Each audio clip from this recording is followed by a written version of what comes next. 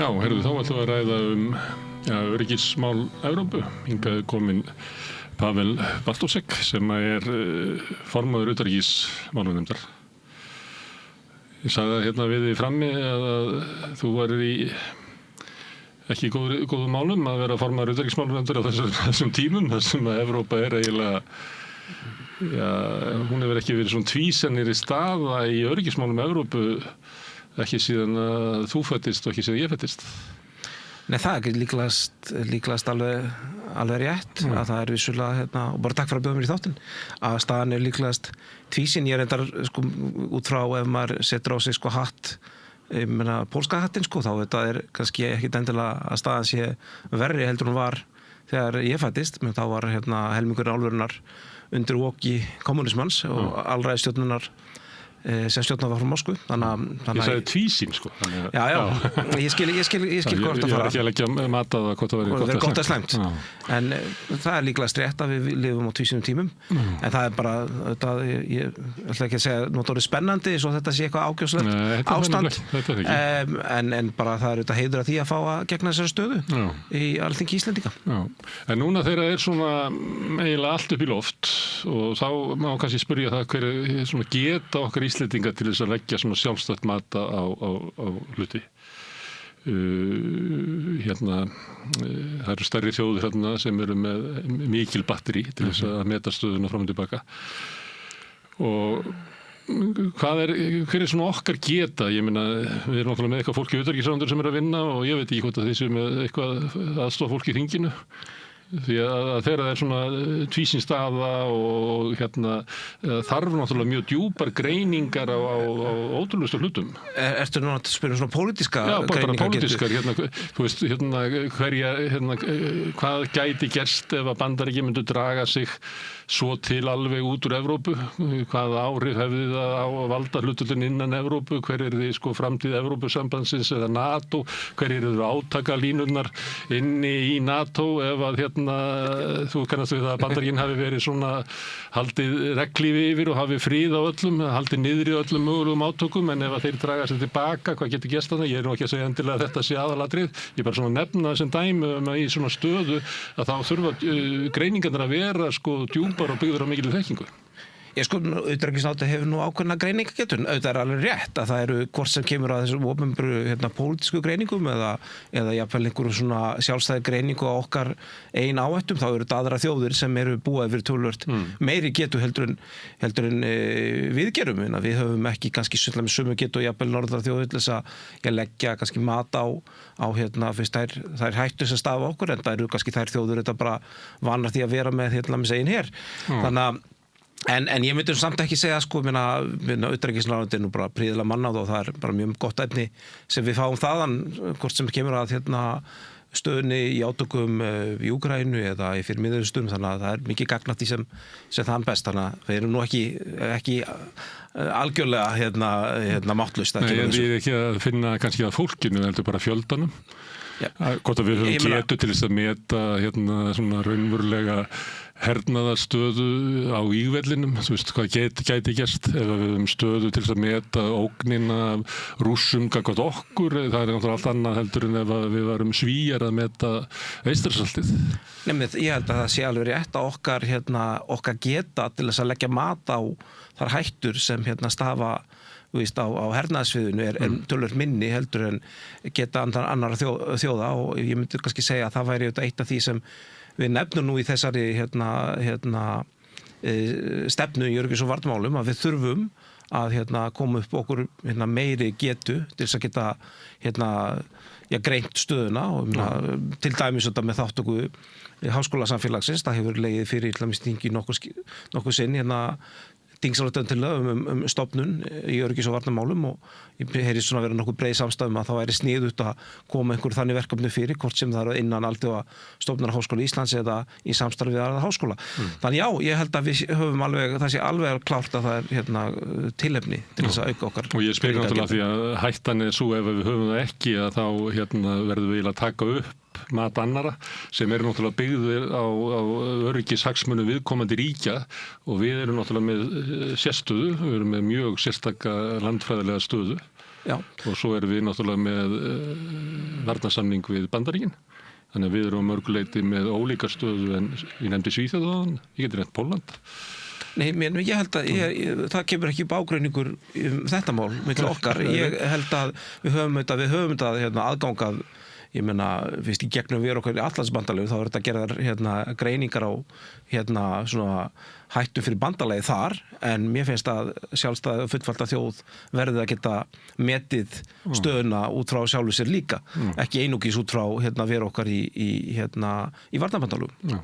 Þannig að þó svo við séum inn í varnarbandalaginu þá verðum við að hafa sjálfstætt sín líka. Já, menn það myndi engin flestar aðeins þjóður gera það líka og eru með viðbúnað fyrir bara nefna í framhjálaupi að þegar að í síðustu kosningum í Póllandi þegar að í rauninni þáverandi varnarmála ráðherra lag hálfpartinn varnar viðbúna áætlanum Pólverja, þá var það svolítið til þess að gömlum til þess að svona aðeins að ég veit ekki, koma sínum pólitísku andstæðingum í vanda, þá voru það varnaráætlun sem byggði á sjálfstæðarvarnir án aðstoðar bandamanna. Þannig að slík varnaráætlun til í tilfelli Póllands og ég er ekkert að halda fram að það sé nokkuð raunhæft að tilefni til þess að við myndum hafa slíkt, en ég tek bara þetta sem dæmi það. Það er líklega meira tilefni í dag fyrir Pólverja að hafa slík áætlun heldur en kannski fyrir 2 árum þegar að það svona virðist vera að Bandaríkin sé að draga sig tilbaka. Ég býst við að svona almenn tilfinning í Póllandi hafi verið það að það væri vörn í Atlantshafsbandalaginu út af herstyrk Bandaríkjana. En þegar þeir horfa til Úkraínu og Bandaríkin eru eiginlega bara svo mikið getur sagt að vera að svíkja Úkraínu, að bara draga sig tilbaka. Þá hljóta menn í Póllandi að velta fyrir sér býttu þurfum við ekki að skoða hvernig við getum bara varið okkur ein og sér. Ég held að það tengist ekki, ég held að það hafa bara í gruna þess að þær þjóðir sem eru annaðborð með heri hafi alltaf slíkan viðbúnað. Og gerir ráð fyrir ólíku sviðsmyndum í eigin vörn. Og það er líka 5. greinin í Atlantshafsbandalaginu er ekki það að öllum byrja skylda, ef það er áður þenni í Pólland þá byrja ekki öllum skylda að koma og verja á, heldur byrja að gera bara það sem að þau geti gert. Ég myndi nú ekki vera útvatna merkingu þeirra greina, en það er rétt að ef maður lítur á hreinu lögfræði þá er rauninni greinin í Lissabonsáttmálanum varnir Evrópu, hún er að engu leyti sterkari en við vitum þess að það er töluvert meiri varnarmáttur sem liggur bak við Bandaríkin heldur en Evrópusambandið. Herðu, en við má spyrja aðeins Úkraínu, það náttúrulega eru mjög tvísýnir tímar og erfitt kannski að ráða í það og ég er ekki að biðja þig að segja hvað muni gerast, því að það getur enginn lesið það. Ekki samtalið reynd. Já. Hluti Bandaríkjastjórnar virðist ætla að hafa vilja til þess að gera samning við Rússa og einhvern veginn tróðunum ón í kokið á Úkraínumenn. Það sem að Úkraínumenn verði að gefa frá sér land, verði að gefa frá sér það að vera í NATO, verði að gefa frá sér, að hafa fækka mjög í herliði sínu, það er að tala svo marga að þetta er töluvert herlið samt, en það eru svona ýmislegt sem að þetta er kannski þrennt svona meginatriði og svo er alls konar skringilega ákveðanur. Það telurðu líklegt að þetta verði niðurstaðan að Putin og Trump semji, af því að mann finnir svona fréttin undan 2-3 daga verða ólíklegra. Já, því miður finnst mér að þessi lota sé að renna út í sandinn og ég segi það ekki af óskhyggju, þvert á móti. Ég met stöðuna þannig að ég held að Bandaríkjamönnum með Trump-forseta sé raunverulega í mun að semja, af því að ég held að hvað sem það segir ekki Donald Trump, þá held ég að það hann vilji líta á sig sem forseta sem ljúki stríðum, ég held að það sé raunverulega ég held að sé eitthvað raunverulegt þar að baki. Ég skynja að það sé einlægt. Hvað sem maður segir ekki, vil ekki segja annað Donald Trump. Og Ólafur Skottan hafi kannski getu til þess að gera það, af því að hann hefur kannski ekki greiningagetun eða skilningin. Ég myndi halda að Bandaríkjamenn hefur reyndar líklegast getu til þess að með réttum þrýstingi til þess að fá ýmislegt til þess að gerast. Ég held að þetta sé það sem Bandaríkjamenn og Bandaríkjaforseti raunverulega vill. Og frá hans sjónarhóli þá skiptir kannski ekki öllu máli hvernig sko, landamæri Úkraínu verða í kjölfar slíkra samninga, honum verður fyrst og fremst í mun að það komist á einhvers konar friður. Ég hef því miður grun það að hálfu Rússa þá séu þessar tilraunir að því að þeirra og þessi tilboð sem einhver líkur á hafa nú kannski komið frá þeim upprunalega frekar bara tilraun til þess að vinna tíma, spila á frestun, koma í veg fyrir að Úkraínum gangi vel að fjölga fólki í hernum sínum, að því að ef að fólk hefur á tilfinningu friður sé að komast á og stríðum sé að ljúka, þá fólk kannski ekkit gerir ennþá meira í því að komast hjá því að gegna herþjónustu og fara úr landi og svo framvegis. Þannig ég held að þetta sé... Úkraínumenn eiga í vandræðum með að manna fremstur í ílunu. Já, það þannig. Bara, mann kannski finnst það ekki skrítið eftir 3 ára blóðbað. Þannig ég held því miður að hálfu að það sé ekki endilega fókast sem í góðri trú þarna hinum einn, sem þetta hálfu Rússa. Þannig ég held að ég myndi að þannig Bandaríkjamenn vilja ná tryggja að komist friður á og það sé svona þeirra takmark og því hvernig landamærin verða, en ég sé ekki góða trú Rússlandsmegin. En það sem í þessum 28 punktum sem lágu, að sömuleyti hljómar það líkt og hafði verið rætt í tengslu við Alaska-fundin og raunverulega fyrr, þú ert ekki með einn spil á hendi fundurinn, það sem að Trump sagði þetta við Zelenski, að þessi svona hugmynd það að Rússar hafi náð þessum landi og það sé óraunhæft að þeir gefi það frá sér, þannig að það verður ekki komið á friði nema Úkraína samþykki að afsala sig þessum löndum. Að það virðist hafa verið lína Trump oftast, en svo stundum dettur hann, þess að hann sagði hluti af ríkisstjórnans, því að stundum virðist hann detta í það að hann svona verður Evrópumegin í lífinu og telur að Úkraínumenn geti unnið stríðið með nægum stuðningi. Það sjaldnar sem hann þeirra skoðunar, hann oftar Já.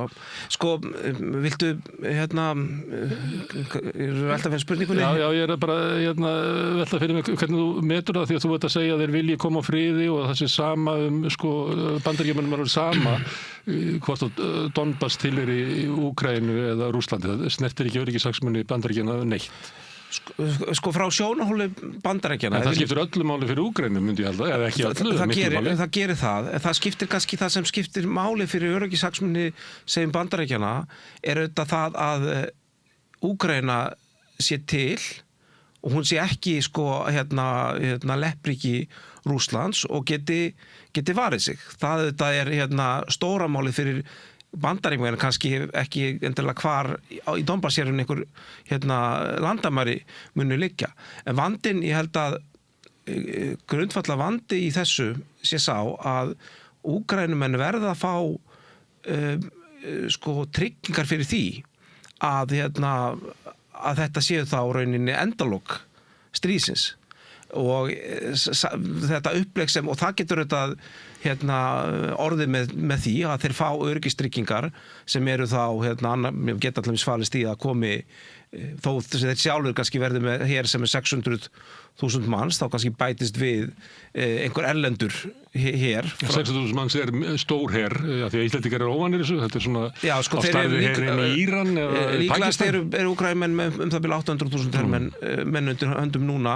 600.000 manns alltaf mjög stór her, en Rússlandsmenn auðvitað ennþá stærri og það er ekkert í þessu samkomlega Rússar að takmarka sína stærð, en ég held að það sem Úkraínumenn þurftu að heyra var að einhverjar trúverðugar öryggistryggingar fyrir því að stríðinu sé lokið, vegna þess að maður skynjar nú það að þráttur að upprunalega hafi línan verið svo að menn vilja endurheimta öll landsvæði, þá hefur hún færst til. Ég meina, það strax orðið raunni þegar Donald Trump lagði til vopnahlé síðast, sem þá vopnahlé eftir núverandi víglínu, þá var það töluvert, ég meina, tilslökun hálf Úkraínumanna raunin að fallast á það. Þar áður þá höfðu þeir ekki tekið það í mál, töldu bara þeir ættu að rétt á því að reyna að ná öllu sín landsvæði, en það alltaf komin sko, sú tilslökun að færa hálfu. Heldur það sé út af veikri stöðu á vígvellinum? Það ekki útilokað að menn kannski, og þetta líka bara það að ég meina ég hef komið til Kíev og ég meina því ekki að reyna á, það ekkert leyndamála svona langt stríð reynir þetta mjög á. Ég meina það bara mikill meirihluti fólks sem hefur mist nákomna ættingja eða vini á vígvellunum og fólk það sko einhvern veginn það hvergi fólk sem þráir sko frið meira heldur en í Kíev og í Úkraínu. Það kom mér svo dóvart, við vorum eitthvað að skoða úkraínska pressu og þá var svona að farið út á götu og tala við fólk einhvern tímann fyrir svona kannski 1,5 viku og þá sögðu allir að þeir væru til í fríð og við þyrftum að gefa eitthvað eftir og ég var svolítið að velta fyrir mér hvað merkti þessu eftir náttúrulega stríðið búið að vera langan tíma en svo var það líka það verið að ræða að taka af landinu austustu hérðin og landið náttúrulega skipt. Það sömuleyti ólíkt fólk sem býr vestamegin og austamegin. Þannig að ég velti því líka fyrir mér að fólk í Kív kannski upplifir að sé verið að berjast fyrir fólk sem kannski svolítið fjarri þér, heldur en að við Íslendingar kannski upplifum alltaf eins og við sem bara sama fjölskyldan. Já, ég kannski veit ekki, ég á aðeins erfitt með að dæma þetta, ég hins var að sko reyna að segja það ekki þannig að það sé ekki samið frið að það strandi á illum vilja Úkraínumanna. Ég bara met það engan veginn þannig og ég held að staðan sé einfaldlega sú á meðan að Pútín upplifir það að honum verður ágengt á vígvellinum, þá hann bara að halda áfram að mylja nokkra ferkilometra á dag og viku og unnst svo framrás stöðvast, þá hef ég ekki mjög mikla trú að hann hafi raunverulega áhuga því að semja frið. Það náttúrulega fyrst og fremst kannski að mylja niður bara baráttu afl úkraínska hersins. Það það sem að svona stríð, það sem verið að vinna í því að andstæðingnum blæði út eiginlega. Já, en hann hugsar þetta mjög mikið landakortið. Líka, endanum. Ef að varnirnar falla, þá getur hann sótt land. Já, og vandinn við þessar sko, kannski tillögur, ef maður lítur frá varnarlegu tilliti, það er verið sko óska eftir því að gefa án baráttu landsvæði sem gríðilega vígirt og búið að taka mörg ár í að vígir að koma sér upp sko góðum varna viðbúnaði þar ef menn horfa þá á skilja eftir Kramatorsk og Sloviansk eftir þá í rauninni bara svona sléttur og það myndi þá þýða að ef að það myndi kannski verða einhver pása á stríðinu og síðan myndi nokkrum vikum að mánuð síðar Pútín ganga á lagið og það er mjög erfitt að sannfara einhvern að hann hafi ekki illan vilja í því samhengi því að grundvalla markmið Pútins ennþá áfram að sama. Það er raunin að koma allir Úkraínu undir sína stjórn. Ertu viss um það? Já, hvort sem það það ekki, hann bara lýsti því yfir á öryggisástæðunum í München 2007 og það markmið að ná þessum löndum, sko, Belarús og Úkraínu undir sína stjórn, hvort sem það beina stjórn eða í formi einhvers leppstjórnar og síðan það líka markmið Pútins að afhervæða austur hluta NATO, það að það verði þá engir hermenn staðsettir af NATO-ríkjum, staðsettir hvorki í Íslandslöndunum í Pólandi í annars staðar. Þannig var stöðu til þess að leggja fram þær kröfur svo að setja það kannan. Hann að leggja fram þær kröfur og suma þessum punktum má þetta túlka með þeim hætti eins og sá punktur að í Pólandi verði staðsettir evrópskar flughersveitir og það þetta gefur til kynna að það verði aðeins í Pólandi, það verði aðeins evrópskar og það verði aðeins flugherr sem á þá gagntúlka þannig að það verði ekki erlendir landherrir í öðrum hlutum rauninu austur vængs NATO.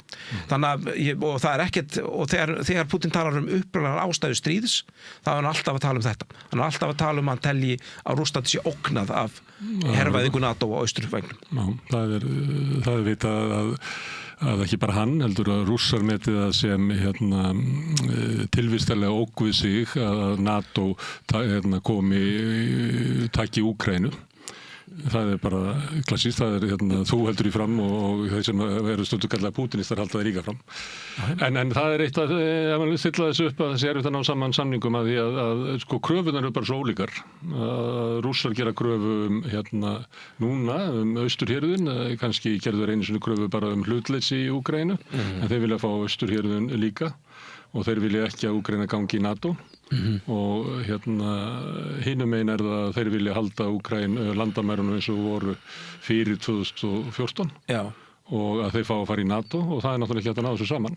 Já, en ég held reyndar að við skulum átta okkur því að það örugglega búið að slá af þeim, sko ég held að fólk í Úkraínumenn gerir sér nú grein fyrir því þeir sé ekki á leiðinni í NATO á næstu árum. Það hins vegar ákveðið prinsip, sko, það má þetta segja að kröfurnar sem þarna eru lagðar fram eru þetta líka ákveðnar þó að sé kannski satt með örlítið langs og hætti þegar við segjum að NATO stækki ekki frekar sko, þá er þetta líka verið að vega fullveldi, ég meina við Íslendingar sko við viljum geta ráði með hverju við erum hernaðarbandalagi eða varnarbandalagi og hverjum ekki og ef við erum að segja að NATO með ekki stækka frekar þá er að segja að við megum ekki ákveða hvort það gangi fleiri lönd inn í NATO. Þetta þá því líka Moldóva getur ekki gengið í NATO eða það eru önnur ríki á Balkanskaganum sem hafa verið að sækja sko. Þannig að þetta bara svona einhver valda raunveruleiki svipað og Mexíkó geti ekki gengið í Varsjárbandalagið. En ég meina þannig að sko sú krafa ég myndi ekki segja að þetta strandur núna á því sko. Ég myndi miklu frekar segja stranda á því að Úkraínumenn vilja fá að vita að það sem gerist eftir að einhverju vopnahlé eða fríðarsamningu sé náð, líklegast vopnahlé frekar en langtíma fríðarsamningum, þá mun ekki vera aftur ráðist á þá innan nokkura mánaða. Og NATO-aðildin farin, þannig að þá situr eftir ykkur trygging sem að bara Bandaríkjamenn geta veitt. Það sem að Trump orðar í þeim svona á þeim nótum að Bandaríkjamenn munu hafa svo mikla viðskiptalega hagsmuni þarna að Rússar munu vita að það borgir sér ekki að ráðast á þá. Sko líklegast þetta leina sem hann hefur sagt. Já, sko, ég ætla líka að segja líklegast öruggasta úr því að ekki komið til NATO-aðildar, þá líklegast besta öryggistrygging Úkraínu þeirra eigin her. Því að hann alltaf sá sem líklegust þess að veita einhverja mótspyrnu ef á þá ráðist. En ég myndi halda einhvers konar blanda að þeir fá að halda hér sem sko á friðartímum megi vera í þeirri stærð sem hann nefnt og við bætist segjum 20-50.000 manna herlið sem eru bandalagsþjóðir. Það gæti verið þá og það yrði þá einhverjar tryggingar sem þeir fengju að ef á það ráðist þá myndu fleiri koma til bjargar og svo myndu þeir geta keypt sér nútíma vopn. Svona eitthvað sambland af þessum tryggingum. En gætir Úkraína staðið undir þessu? Ég meina, landið náttúrulega var ekki í góðu standi. Það er búið að vera í hryllilegu standi bara undan áratuga. Það er klárt að Úkraína mun þurfa umtalsverða innspýtingu fjár. Og hvað er hún að koma? Já, hún getur til dæmis koma út úr hinnum frystu rússnesku eignum sem eru geymdir í bönkum víðum Evrópu eða bara með beinu fjárframlagi frá. En núna Evrópa að tala að nota þá til þess að kaupa vopn á Bandaríkjunum og halda þessu svona gangandi næstu 2 árin. Það er það sem er alltaf ákveðan 19. desember. Já, ef þeir... Það er ekki að eyða þessu peningum aftur og aftur. Við skulum þá setja upp 2 scenaríu. Við erum annars vegar, við vorum núna að tala um scenaríu að þessu líkur með einhvers konar vopnahlé eða friðarsamkomulagi. Þú ert efins um það? Ég er efins um það, en ég er að segja sko, að því að ég held að það sem þetta raunverulega strandar á, ef það strandar á einhverju að fá Úkraínumanna, þá er það vilja hafa tryggingu fyrir því að þeir séu þá sannarlega búin að verja sitt fullveldi og sjálfstæði til einhvers tíma. Ekki bara að Rússland fái tíma til þess að anda áður en þeir taka yfir allt landið. Þannig að og til þess að koma slíkum tryggingu þá þetta kostar það að Úkraínumenn þurfa að hafa áfram almennan hér. Það þurfa að vera líklegast einhverjar sveitir frá vestrænum ríkjum á svæðinu sem hafa þá einhvers konar best að það væri bandarískar en aðrar líka fínt og svo þurfa Úkraínumenn að hafa nútímalega vopn til þess að kostnaður við það að ráðast inn eða aftur verði brófið mikill. En Rússar munu ekki samþykja stóran her, þeir munu alls ekki samþykja erlend herlið inn í Úkraínu, NATO heri. Já, meina þá sérðu bara að hver raunveruleg friðarviljinn Ég meina, ef að, veist, þetta alltaf sko, ég meina, leiðin til þess að ljúka þessu með alvöru öryggistryggingum fyrir Úkraínu. Og ég held að sjá allir í hendi sér að það sé ekki ósökjörn krafa á neitt hátt. Það augljóslega sanngjöld krafa að Úkraínin viti að þeir geti eftir að aðtökum líkur lifað í friði án ógnar frá Rússlandi.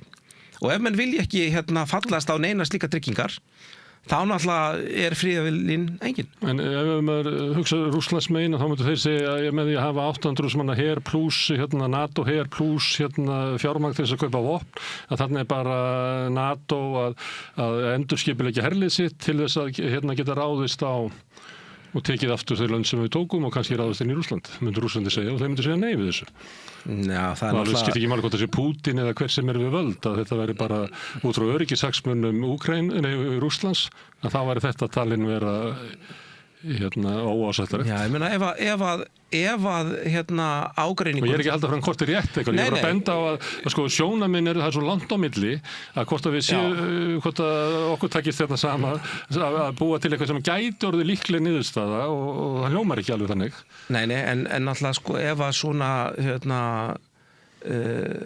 ef að svona átöku líkur með einhverjum hætti, sko, þá líkur þetta oftast þannig að menn fólk stoppar á einhverjum stað, á einhverju línu og síðan heldur, svo mjög sjaldan að ég veit ekki mörg dæmi að það hefur lokið með því að önnur hliðin það bara algjörlega afvopnast og treyst bara Guð og lukku, sko. Sérstaklega gagnvart nágrændir svo Rússlandi, sko. Þjóðverjarnir eftir fyrir Já, þeir díluðu kannski við aðeins öðruvísi.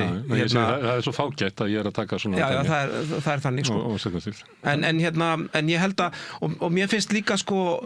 En þá erum við að tala að það ekki verið að semjum frið svona á næstu vikum eða mánuðum. Ég myndi vilja hafa rangt fyrir mér en mér finnst margt og mér finnst sko, þessi hlið sem kannski svona öll hallar undir málstað Rússa í Evrópu. Mér finnst til dæmis dálítið magnað að sko, eitt af því sem til dæmis var nefnt í þessum samningi sem á nú að vera sjálfsagt að Úkraína megi sækjum aðild að Evrópusambandinu. Gott og vel, það á nú að vera sjálfsagt fyrir fullvalda þjóða ráðakongir. Allt í lagi, segjum að það sé bara og að Úkraína fái þá eitthvað svona betri aðgang að evrópskum mörkum fyrstu árin. Nú hverjir auðvitað voru fyrst til þess að andmæla þessu? Nú það bara auðvitað bara Ungverjaland með Orbán. Ég myndi þannig afturhalda ef einhverjum alvara með það að vilja koma á friði, þá þurfu þetta lausnir þá þarf þetta að innihalda eitthvað í sér sko, sem einhver líkur á honum og ég meina aðild Úkraínu að Evrópusambandinu auðvitað mjög stór gulrót fyrir Úkraínu og eitthvað sem sko allir mikið verkefni fyrir Evrópusambandið. Gríðarlegt verkefni fyrir Evrópusambandið en sko ef að við eigum að sannfæra úkraínsku þjóðina að fallast á einhverja skilmála sem verða henni erfiðir, þá verðum við þetta líka hafa eitthvað hinum megin og ég myndi segja að það sem við höfum hinum megin alvöru öryggistryggingar fyrir Úkraínu sem að þeir hugsa á bíla nummer 1, 2 og 3 sem þeir hugsa á nummer 1, 2 og 3 og auðvitað einhver leið í átt til Evrópusambandsins vegna þess að það er eina ástæða fyrir því að fólk fór á göturnar á Maidan og Já, við sjáum kannanir og fleira en þá var náttúrulega sömuliti var þjóðin skipt. Já, hún það ekki í dag. Nei, það náttúrulega þegar það búið að vera hernaður þá breytist þetta mikið. En það hefur satt með komið mér óvart hvað stór hluti þjóðarinnar í könnunum sem að segist vilja semjum frið. Að það komið upp í 2/3 og meðan það bara 1/4 sem til í að halda stríðinu áfram. Þannig að þetta sjónarmið sem allt öðru í seldur var fyrir 2 árum. Já, þannig að ég man ekki eftir nýrri könnun svona hvort það til Evrópu. Ég sé nýlega kannir, það er mjög hátt hlutfall en ég held líka, ég meina, ég hef séð ísakan og það er alveg rétt, það kann að vera rétt að það sé miklu fleiri sem eru tilbúnir að semja frið í Úkraínu í dag en það breytir því ekki að það verður að vera Úkraína verða að koma út úr sem sjálfstætt fullvalda ríki sem getur allavega einhver leyti valið sína framtíð sjálft en ekki bara að þetta sé 2 mánaða pása áður en. Já, það þarf eitthvað stórt til þess að styðja landið til þess að verði ekki bara brotið samfélags. Já, og þarna segir bara ef að allt þetta fólk í Evrópu sem svona hálft undir málstað Pútíns og að saka okkur hin að vera stríðsmangarar og að hvetja áfram til átaka. Nú þeirra moment, nú bara stund fyrir Viktor Orbán að segja það sem ég ætla að leggja mitt af mörkum til þess að koma á friði ég ætla að styðja það að Úkraína geti gengið ársats. Allir þurfa að hugsa eigin hagsmuni. Það þannig og það alveg saman því í Evrópusambandinu og ef maður tæki svona reynda að skilja Orbán og ekki að flokkana hann sé málpípa Pútín sem að ég held að sé stundum og mikið gert af því. Hann náttúrulega í austurhluta Evrópusambandsins. Hann með fátækari löndum í Evrópu. Hann veit að ef að Úkraína gengi inn í Evrópusambandi þá myndi það þurrka upp allan stuðning til fátækari landa. Þannig að það væri staða Ungverjalands og raunverulega kannski Eystrasaltsríkjanna og svona austustu ríkjanna. Portúgal, Spánar. Já, Portúgal, já. Ég kemur ekkert óvart að það myndi heyrast allt í einu annað hljóð í horni frá þessum löndum með tillögunum að Evrópusambandið ætla að taka við Úkraínu og hjálpa þeim á fætur. Því að þessi lönd vita alveg að þá verður fátt sem að við fáum næstu þannig að kannski Orbán bara þannig, hann segir þetta, en ef hann myndi ekki segja þetta, þá myndum við líklega heyri sér sjónarmið mjög fljótlega annars þar. Það kann að vera og það kann að vera að stöðu sinna vegna líti Ungverjar síður á Rússa sem beina ógn við sig þegar að Rússar hafa verið að fara eftir ákveðnum ás inn í Evrópu þá hafa þeir oftast farið þá í gegnum þá Pólland og Belarús, Úkraínu og síðan Pólland og sögulega séð og það svona þeirra ás. En eftir sem áður hann bara næsti nágranni við þetta stríð. Já. Og það eru Ungverjar sem búa inn í Úkraínu, þannig að mér finnst stundum allt í lagi að reyna átt að sig á því hverjur hans sjónarmið en ekki alltaf afgreiðan eins og hann sé bara í einhverju búktali frá Pútín Hann náttúrulega, einhver leiti hann að skilgreina hagsmuni Ungverjalands. Hann vill hafa það sjónum, hann vill kaupa útýra olíu og gas frá Ungverjalandi, en ég nú bara að segja, ef að markmiðið að binda enda á þetta stríð sem ég held að eigi að vera markmið okkar flestra þá og ef að við ætlum að gera með einhverjum öðrum hætti heldur að neyða Úkraínur beinist til uppgjafar og það allt svæði falli undir annarkur beina stjórn Moskvu eða verði stjórnað einhverju leppstjórn þeirra. Leppstjórn Donald Trump hluta þessum hugmyndum að það verði einhver svona sjóður sem að tekur gjaldeyrissjóð Rússa og Bandaríkjamenn fá hluta á honum. Ég held að sé nú búin að slá það út af borðinu en eins og segi ef að okkur alvara með það að binda enda á þetta stríð, þá það líka þannig að við munum kannski þurfa að færa einhverjar fórnir til þess og þá tala ég við sem Vestur-Evrópu og þar með talið Orbán og það getur þá þýtt að við þurfum að leggja til fjármagn til þess að Úkraína geti náð sér upp. Ekki í NATO, aukur austurhéruðin farið undir Rússland. Á móti kemur að Úkraína fái að hafa stóran her, eða Evrópa fái að vera með her þar inni og verði einhverjir samningar það hvernig ég reisa Úkraínu við. En þeir peningar koma þá hluta til frá Rússlandi. Já, gegnum, svo hugmynd hefur auðvitað nefnd að nota fristu rússnesku eignir. En ég var til lengdar ef ég núna rífast við vinn minn Viktor Orbán, þá auðvitað getur það verið ég held að Úkraína fari nú ekki í Evrópusambandið á næstu 2-3 árum og það getur tekið einhvern tíma, en ég var til lengdar þá viljum við hafa þá nú niðurstaðið þannig að þjóður verðan oft bara ríkar og efnaðar og þeim gekk vegna vel þegar það fari í Evrópusambandið. Þannig að það er auðvitað markmið að Úkraína verði bara farsælt og gott ríki sem muni ekki þurfa að láta borga með sér næstu öld En þá myndi, ef ég myndi þá bara segja Portúgal, svo að ég teki Orbán út úr þessu, að þá myndi Portúgal segja já, ég heyri hvað segir Pavel, en við erum á leiðinni með því að ná styrk okkar og ef þið ætlið að stytta leiðina stuðningi sem við fáum að þá verður að sjá við náttúrulega fram að við verðum ekki eins rík og öflug eins og við gætum orðið því að það töluverður biti að bera. Já, en þetta ekki utan algjörlega núlsumuleikur og ef ég á að velja milli þess að því að ég tel að það yrði gríðarlega öryggisógn fyrir Evrópu ef að Úkraína það myndi öll falla og ef að ég á að velja milli þess að kaupa bara loftvarnavopn fyrir Úkraínu eða að Vestur-Evrópa og Evrópa öll fjárfest líka í uppbyggingu á innviðum eins og lestarsamgöngum vegum, hraðbrautum, skólum og fleiri, þá myndi ég heldur vilja að það síðan þetta. Já, þannig ef það verður samið frið, ef það kemur ykkur niðurstaða sem ásættanlega fyrir Úkraínumenn, að þá ættu við Íslendingar að búa okkur undir það að þurfa að leggja töluvert til endurreisnar Úkraínu. Bæði varna Úkraínu, þeir geta ekki staðið undir svona stórum her einir og þá verður það skilgreint einhvern veginn að það verður evrópsk öryggishagsmunir að halda stórum her í Úkraínu og svo í efnahagslega uppbyggingu. Ef að það eitthvað sem getum lagt á mörkum til þess að binda enda á þetta stríð, þá finnst mér það komið til greina og ég menna við áttum að góta síðan á því að ef að Úkraína mun fara inn í Evrópusambandið og segjum að við annarkvort fylgjum með eða ekki, hvort sem þá ef við verðum áfram í ES þá erum við í dag að greiða í þessa ES-sjóði sem umtalsverður uppbæri sem aðgangur að evrópska efnahagssvæðinu og fer til þess að styðja og það mun þá fara gangi Úkraína í Evrópusambandið þá mun það fara í það að greiða að stórum hluta til Úkraínu. Það myndi hækka gjald Noregs og Íslands. Það er ekki... Því að það gjald, það fer til þessa stuðning sem við erum að tala sem við fátakar þjóð. Já, það er eitthvað sem fólk á eftir að semja en það er ekki dofubúð. Ég fór að leika mér að því að þeir verða að tala hennan gjaldeyrisjóð Rússana í Brussel og þú veist, í heildin er þetta svona nála 20.000 milljörðum íslenska króna og ég sagði að 450 milljónir sem að búa í Evrópusambandinu og við erum 400.000, þannig að við myndum þá borga svona 17,5 milljarð í tryggingarna sem að Belgía er verið að reyna að sannfæra Belgíu að hún eigi að sætta sig við að aðrir munu verja Belgíu ef að Rússarnir vinna dómsmál.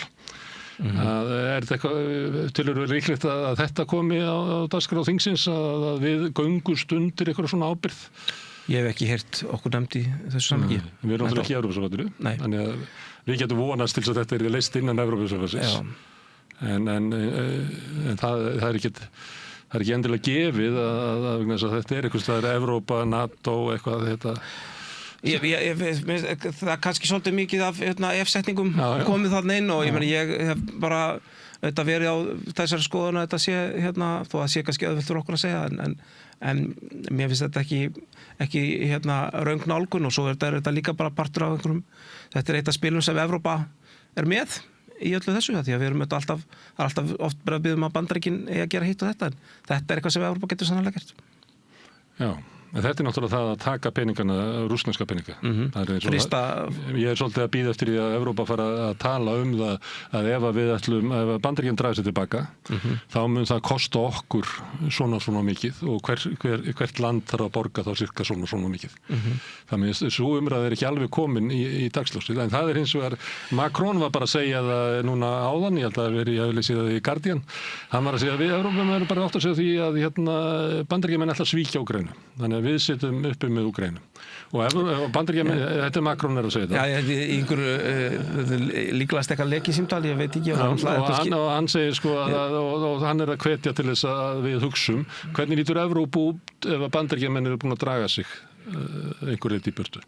Við höfum stundur rætt að þá frá Úkraínu sko. Já, frá Úkraínu og ég held að í þessu samhengi hafi nú fyrst og fremst verið að meina Úkraínu og til þess að segja það, ég meina í dag eru Bandaríkjamenn ekki að stærsti fjárhagslega bakhjall Úkraínu í þessu stríði. Það er náttúrulega Evrópa sem það. Evrópa er að kaupa vopn, handa Úkraínu, mestmegnis mikið til bandarísk vopn. En Evrópa hefur ekki fyllt upp það sem að Bandaríkjamenn lögðu til áður. Sko. Ekki alveg, en ég segi sko, þá er það ekki þannig að ef það er að tala um að Bandaríkjamenn að draga sig út úr aðstoðinni, þá kannski fyrst og fremst að vera að tala út úr það deila einhverjum leyniþjónustuupplýsingum og upplýsingum skotmörk og þess áttar því að hinn harði hernanlegi stuðningur Evrópa hefur að mestuleyti komið í staði fyrir Bandaríkjamenn þar. Já, það hefur dregið úr því vegna þess að Evrópa hefur ekki náð að fylla upp í það sem að Bandaríkjamenn lögðu til í fyrra. Þannig að það er hluti af vanda Úkraínu. Ég held að það sé rétt mat, já. Og það er eins og Evrópa sé ekki alveg tilbúin að bara leggja Úkraínu skatt á alla þegnana til þess að geta... Já, ég myndi alltaf kalla þetta Rússlandsskatt frekar, sko, okay. Því að skatturinn, þetta er stundum, sko, eins og talaðum þetta, við séum einhvern veginn algjörða gamla okkar að eyða peningar í einhverja varnir, en það er náttúrulega sá sem mótlega þessu er Putin og Rússland. Já, en þegar raunveruleikinn er komið þangað, af því að kannski fyrir þann tíma þá hefðu Evrópumenn trúað því að Bandaríkjamenn myndu veita Úkraínumennum stuðning til þess að geta rakið innrásina burtu. Síðan kemur í ljós að það er ekki að ganga og síðan taka Bandaríkjamenn fjárhagslega stuðningin eftir tilbaka og þá setur Evrópu uppi með þetta. Og þá koma kannski svona ólík sjónarmiðin í Evrópu, við nefndum Portúgal á þann. Það er mjög erfitt að samfæra fólku í Portúgal að öryggi Portúgals liggi í línuna í Úkraínu, en fólk sem kannski býr í Póllandi, það er mjög auðvelt að samfara það. Já. Þannig það verða svona ólík sjónarmið og ég heyri það núna undanfarna daga meira sem verða að tala sko norrænu áhersluna, þar sem eru norrænu ríkin og Eystrasaltslöndin og kannski Þýskaland og Pólland svona með, jafnvel Holland á línunu og Bretland, að þetta séu þau lönd sem eru svona á þinni línu. En þetta er búið til þetta hugtak vegna sem menn finna að í suðrinu og kannski Ungverjaland og víðar, að þar er bara minni áhuga á þessu. Að taka á sig einhverja meiri átta fórnir. Það er vissulega rétt að þessi ríki sem er ekkert stundum kennt við Jeff sem er á Norðurlönd og Bretland og Holland, eru öll þau ríki sem hafa hlutværslega stutt hvað mest við bakið á Úkraínu, en ef við lítum svona að finna alltaf pólitíska yfirlýsingar þá þar sem ég fer og hitti evrópska þingmenn frá Evrópusambandinu, þá finnst mér almennur stuðningur alls á Úkraínu enn sem komið er mjög sterkur og þetta eru ræðurnar sem er klappað fyrir og þetta er það sem er tekið undir og það er miklu sjaldgæfara að fólk viðri einhvern hinn málstæðin sko, að við eigum ekki að stiðið Úkraínu að láta þá bara undir okkur sjálfum sko. En ástæðan fyrir því að tala sko fjárhagslega byrðin kemur á löndin, það er ekki vegna þess að ég sé að halda fram að ég ekki að gera það, ég er bara að segja að þegar það gerist að þá verður pólitíski raunveruleikinn svolítið annar. Ef þú ert staddur í Portúgal og það er að segja við Portúgala sem að kannski upplifa það ekki sem að Úkraína sé, við ættum kannski að leysa húsnæðismálin okkar, Pavel, áður við förum að hugsa þetta og þá getum við orðið svona allt annað raunveruleiki. Ég held að ég er sama við Ítalíu, ég held að sé mjög víða í Evrópu sem að við nefndum Macron, hann talar svolítið að senda hermenn til Frakklands. Ég held að sé bara engin vilji í Frakklandi til þess að gera það. Þú myndir spyrja venjulega Frakka, ég held að ég bara veit ekki það sko, en þarna er þetta samt sko aftur, ég meina þetta er bara framlag til þess að koma á friði og ég meina, mér finnst það ekki mér finnst líklegra að það komist á friður ef að lönd Evrópu bjóðast til þess að senda hermenn til Úkraínu heldur ef það gera það ekki og ég er bara að velta við hvort það sé raunhæft sko. Hvort að það sé raunhæft að Macron náið í að senda 50.000 hermenn til líklegast ekki 50 en eitthvað bylinu 10. Ég er ekki andmæli þessum tillögum, ég er að segja, er það raunhæft að Ítalir taki á sig sko byrðar sem eru álíka miklar og 17 milljarðar fyrir Íslendinga fyrir til þess að verja það að sé teknir peningarnir frá Rússum. Ég er ekki viss, ég sé þetta ekki alveg gerast. Ég held að ef að við stöndum frammi fyrir því að við séum komin á einhvern stað í þessu diplómska ferli sem ég þrátt fyrir að ég sé svartsýnn á hana frá ganga, þá óskaði ég hinnu allsins besta. Ef við erum komin á það stað að eina sem breiður út af er það hvort að Frakkland, Ítalía og Þýskaland þurfum við að slá saman upp í 25.000 manna á fleiri lönd, 25.000 manna herlið til þess að vera stödd í kringum Dnépr ána. Þá verður líka mjög óábyrgt frá stjórnvöldum þessar ríkja að segja já við vildum ekki geta leggja það til þess að ljúka þessu stríð. Þannig að ég held að mér finnst ólíklegt að þá muni lönd Evrópu ganga frá borði og segja þetta sé eitthvað sem við sættum okkur ekki við. Ég nefndi Guardian áðan, það var ein frétt það var könnun meðal í nokkrum Evrópuríkjum, mest vestamegin, en það var reyndar í Póllandi líka, það var spurt afstöðuna til Trump, hvort það væri vinur eða óvinur Evrópu. Fyrirsögnum með það að 56% Evrópumanna telja að vera óvinur Evrópu. Og mér fannst það eiginlega, þegar ég skoðaði þetta, þá fannst mér eiginlega fréttin verið eiginlega frekar að það voru svo fáir sem að töldu að vera vinur Evrópu. Það var bara 5% svona í flestum Vesturlöndunum.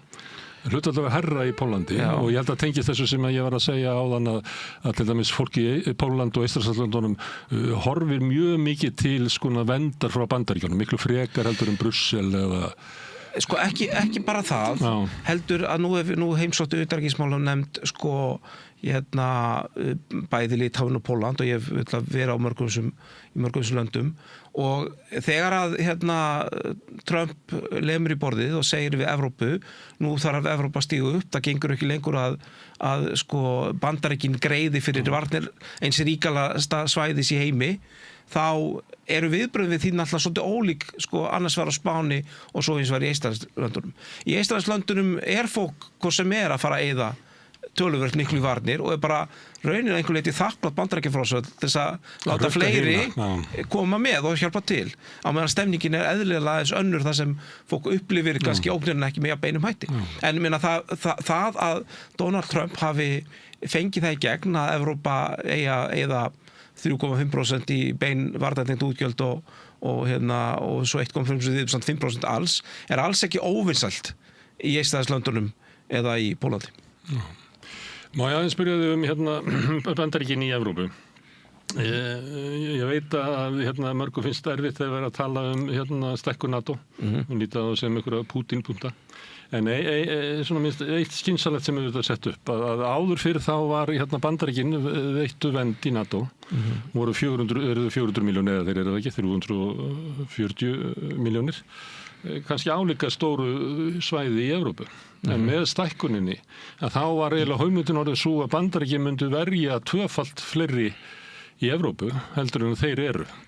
Og þetta gat aldrei gengið til lengdar. Að endan hlaut Bandaríkin að segja að þetta gengur ekki. Við bara stöndum ekki þessu. Og þar að leiðandi hefði kannski verið skynsamlegra að halda bara í gamla NATO.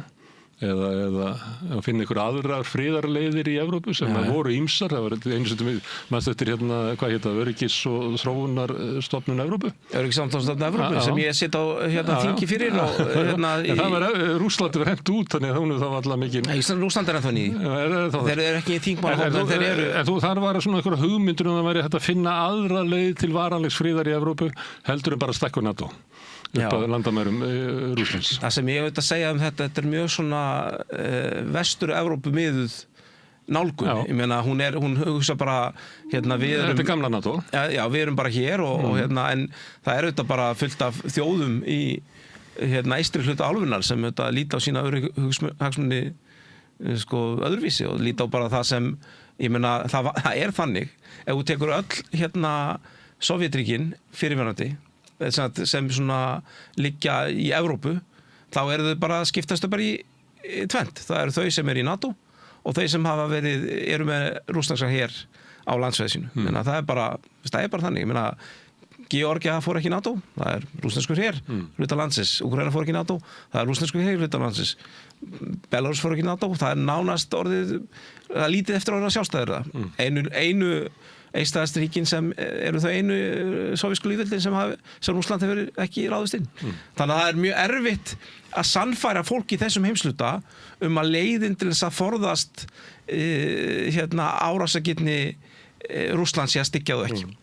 En þessi saga sem ég að segja núna, hún þannig þá segjum við við ætlum að færa austur, við ætlum að tvöfalda fjölda Evrópumanna sem í NATO.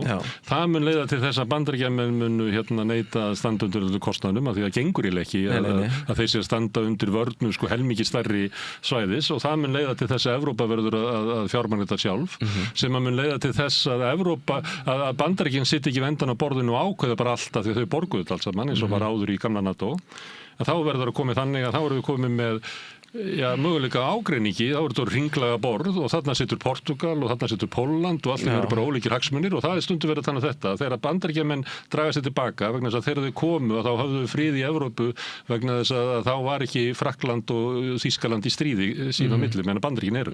Ef Bandaríkjamenn draga sér tilbaka að þá opnast bara eitt verstandi Pandorubox í sögunni. Bandaríkjamenn eru ekki að fara úr NATO En svona þessi staða sem að þeir höfðu, það sem að þeir bara sögðu hvernig hlutin er að vera vegna þessi borgauta hvað sem er. Já, staða þeir eru alltaf mjög sterk en þá Men þeir sögðu Evrópu að borga 5% í varnartengt útgjöld og hvað gerði Evrópa? Já, en þegar þú ert búin að borga þá sestu með öðrum hætti við borðið. Alveg, það er ljóst en bara athyglisvert að því hún nefnir ÖSE sem bara valkost ég meina ég fór var ég á ÖSE-þingi í sumar í Portugal og þar voru menn að fagna 50 ára frá Helsingi sáttmálanum sem stofnaði öryggissamvinnustofnun Evrópu og þarna frammi var myndir af risastórum Founding Fathers ÖSE, stórmenni eins og Brezhnev og Tito og Ceausescu og aðrir svona menn sem maður myndi ekki geta endilega alltaf setja upp á vegg hjá sér Þannig að það er heldur ekki svo ÖSE sé einhver svona saga sem þetta var bara ákveðin stofnun. Hún var náttúrulega bara öngstrædd í sögunni en ég bara segja á þessu tíma var verið að leita af öðrum valkostum heldur en bara að allir færi í NATO upp að landamærum Rússland Já, ég meina það er og stefnan allir upp að landamærum allir í NATO upp að landamærum Rússlands hefur getið af sér stríð og þú segir að það sé vegna viðbragða Rússa og þessu ósakjöld en þau eru eftir sem áður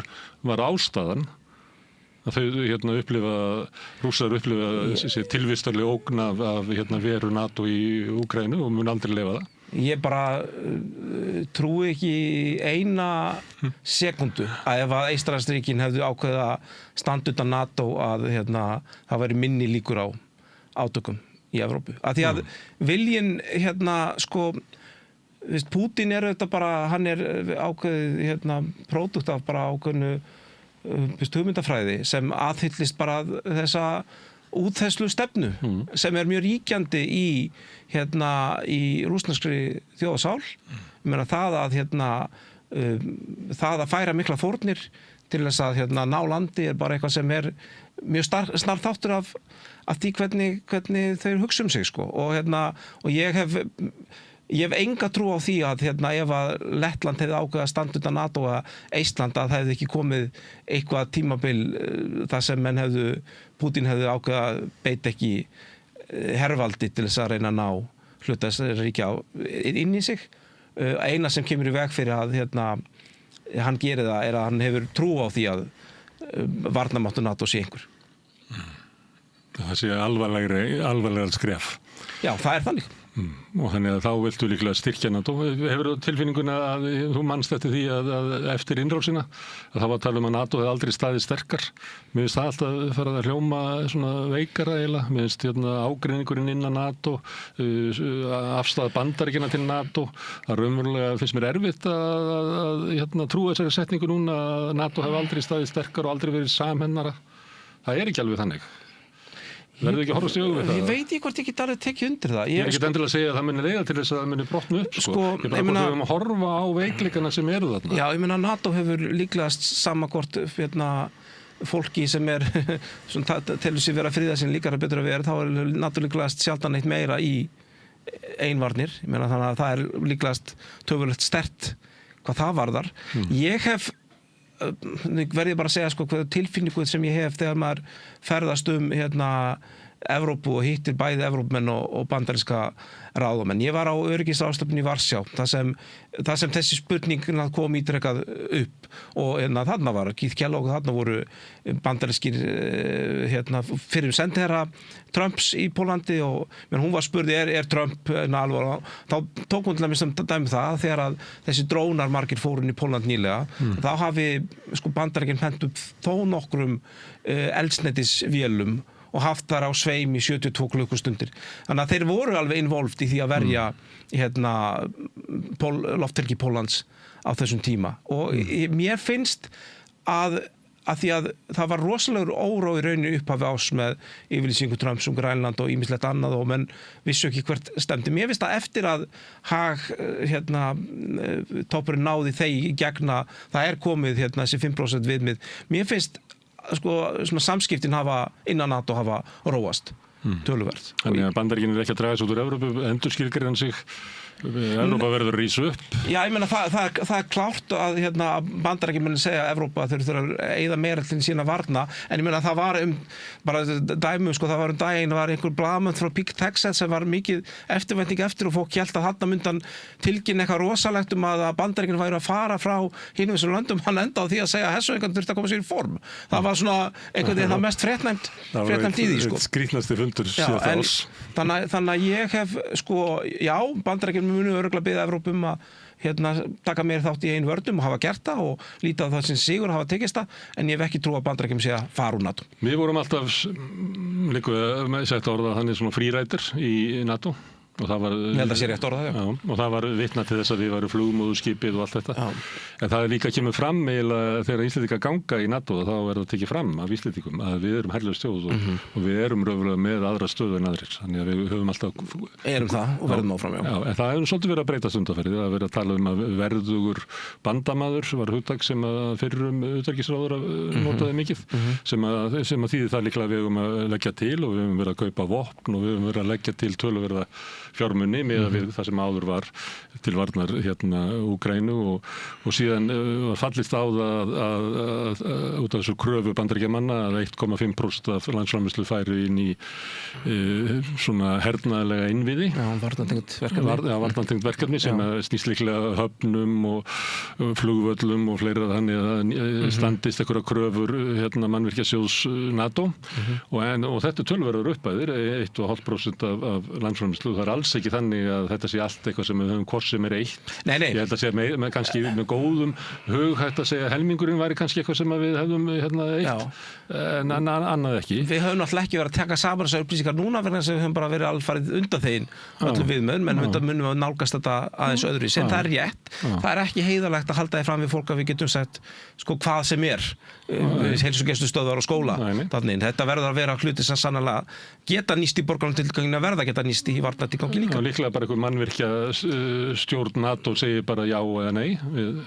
Já, menn það verður þannig, menn munu, það er náttúrulega, þetta er dálítið nýskilgreining, en menn munu fínbúsa þessi viðmið og líkast er þetta líka þannig að við erum samt í betri stöðu að því að þeir hlutir sem sko við sannarlega mundu fallast undir varnartengt viðbröð hjá okkur sem þyrftu að vera í 3,5% geta væntanlega farið inn í þessi 1,5%. Já, en ég ætlaði að spyrja vegna þess að framkvæmdastjóri NATO var daginn og hann sagði að mætti fagna þessu 1,5% það væri gott framlag í bíli, sagði hann. Og það hljómaði eins og að sko krafan að við legðum meira til sem væri svona vómandi yfir og ég hef stundu verið að halda því fram að á endanum væri, segjum eins og Eystrasaltslöndin sem að sitja við borðið og myndi spyrja að býta okkur þessi þarna ríka þjóð Íslendingar, okkur leggja þeir ekki til 5% þessu við. Já, svarið við því, við höfum alveg einstakann varnarsamning, tvíhliða varnarsamning við Bandaríkin sem engin önnur þjóð hefur og í honum segir að við erum herlaus þjóð og Bandaríkjamenn sjá varnir okkar og þess vegna erum við ekki að taka þátt í hefðbundnum útgjöldum og það er bara okkar þjóðar hagsmunir að halda þeirri línu á lofti og hvorki kom okkur upp eigin her en ég heldur að eyða þá eitthvað sem eyða pinning hér þegar við höfum fengið að viðurkennt að við erum ekki með slíkan. Heldur að sé ekki möguleiki að ég held ég að að Eistinn myndi hringja í Bandaríkin og segja, heyrðu, það gengur náttúrulega ekki að þeir borga ekki í skjóli í samnings við ykkur og þið eru að rukka okkur. Þá skulum nú bara þessi samtöl við Bandaríkin en ekki Ísland. En ég skildi reyndar samtöl við Mark Rutte og við ræddum líka við hann í utanríkismálanefnd og ég held að hann hafi vissulega bara hvatt okkur til þess að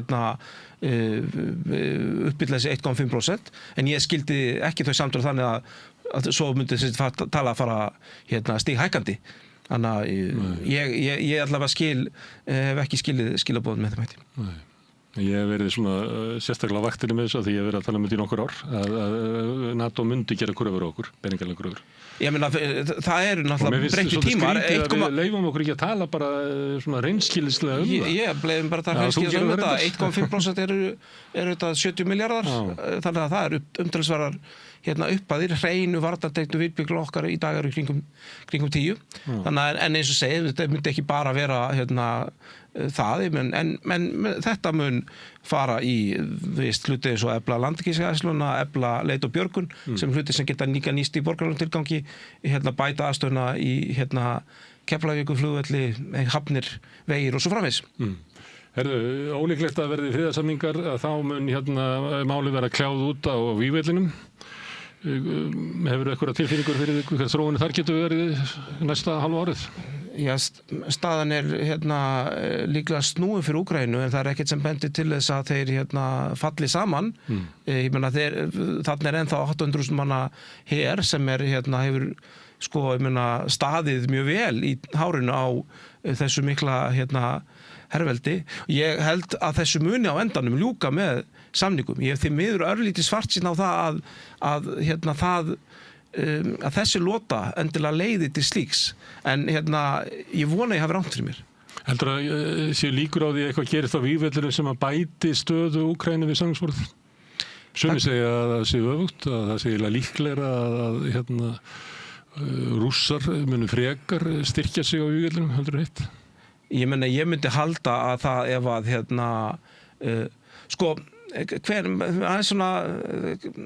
þegar að Rússar fóru að senda einhver skilaboð að væru tilbúin að semja og þessi Alaska-fundur fór í gang og allt þetta, þá var það í tengslum við allavega á umræðu að Bandaríkjamenn ætlaði að færa Tomahawk flugskeyti.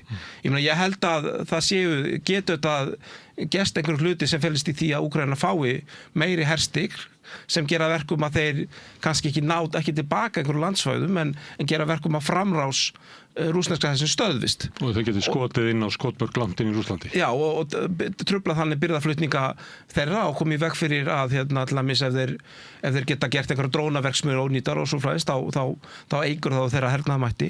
Og ég held að ef maður lítur á einhver söguleg stríð sem hafa verið svona ljót og erfið ef maður kannski dettur helst í hug Kóreustríð sem stóð líka yfir í 3-4 ár og var svona fram og tilbaka stríð þar sem menn er ennþá óleyst og er ennþá óleyst. Ég meina það kann að vera að það verði niðurstaðan en það leystist samt eða það fraus auðvitað við það að víglundar stöðust. Það fraus ekki við einhverju beinharða samninga að að þeir vopnahléið kom sér stað þegar að annar aðein hætta vinna land og ég held því miður að það þurfa að gerast Þannig að það væri þá Rússlandsmegin að Rússar haldið áfram þangað til þeir upplifa að þeir geti ekki unnið meira land og þá stoppi þetta eða kostnaður þeirra við stríðið gegnum kannski árás og þeirra innviði gegnum olíu verið það mikill að þeir átti sig á því að þeir þurfa að semja. Þannig að ég held því miður að það sem þurfi núna er bara Úkraína þarf að fá meiri hernaðarmátt til þess að víglínan stöðvis til þess að þetta sé að þetta semja. Þú nefndir aðeins kröfur sem Bandaríkin getur gert, ertu þá að tala um að tolla á Indland og Kína sem að kaupa vörur af Ég held að Bandaríkin geti gert ýmislegt slíkt, já. En telur það að vera líklegt að þeir muni gera það? Því að það er svolítið komið fram að eins og þeir viljið ekki, sko. Já, Bandaríkin hafa auðvitað samt verið að leggja, ég meina þeir lögðu við þessa Rosneft og þessa viðskiptaþinganir á þessi 2 olíufyrirtæki og ég held að þeir mér finnst svolítið erfitt að segja hvað sé líklegt að Bandaríkjamenn geri og hvað sé líklegt að þeir geri ekki aðalþýstingu þarf þetta að vera Rússland. Frosin víglína og Rússland er ennþá næsti nágranni Evrópu. Já. Þannig að það verður þá samskiptið milli Kóreuríkjanna er ekki mikil. Nei. Og Norður-Kórea er eiginlega nágrannaland. Það er nú ólíklegt að Rússland verði með þá stöðu. Það er erfitt að segja, sko. En ég held að þessi, þessi svona í samskiptum ríkjanna næstu árin er þetta því miður ekki ólíkt scenario að það verði mikið frost þarna á milli. Ég meina, maður kannski vonast eftir að það sem kannski þetta gerist að það kemur þá einhver þýða og menn semja þá að minnka sinn hernaðarmátt í báðar áttir og það kemst eitthvað traust. Ég meina að því að þessi samningur fékk nú ekki þessi 28 punktar fengun ekki mjög ákvað dóma allavega í Evrópu, menn það var einn jákvæða punktur í þeim sem var hendur á reiðandi sem það endurvekja start samkomulagi fækkun kjarnavopna, en það jákvætt ef okkur tækist að koma aftur skriði á þær viðræður sko. En frosin vílína og kuldi gagnvart Rússlandi, einhver orða þetta þannig að þar líkur langvarandi tilraun Péturs mikla við að tengja Rússland inn í Evrópu og Rússland mun snúa sig til austurs. Já, það getur þetta verið en Þetta er svo stóri sögulegir tímar að menn leyfa sér að nota svolítið svona stóra pensla til þess að reyna að útskýra hvað í gangi. Það auðvitað alveg augljóst að hvert sem Rússar halla sér núna þá auðvitað frekar að fara á fundi í Beijing heldur en í Evrópu og verður þetta þannig en það sem getur þetta verið snúið fyrir þá að ég held að það sé Rússlandi mjög óeðlislegt að verða minni aðili í einhver bandalagi tveggja velda sko. Þeir eru alls ekki svona með hugmyndar undir það búnir að vera litli bróður í samskiptunum sínum við Kína sko. Þannig að ég ekki endilega viss að þetta verði eitthvað mjög langlíft bandalega heldur. Hörru, Pavel, gaman að fá þig og diskutera flókna og tvísýna stöðu sem í alþjóðamálum og öryggismálum okkar. Takk fyrir að leiða mig búin. Kærar þakkir. En við ætlum að halda hér áfram við Rauða borðið, við erum alltaf að skilja samfélagið og heiminn. Næsti kafli eftir augnablik. Hvar skrái ég mig í áskrift? Samstöðin.is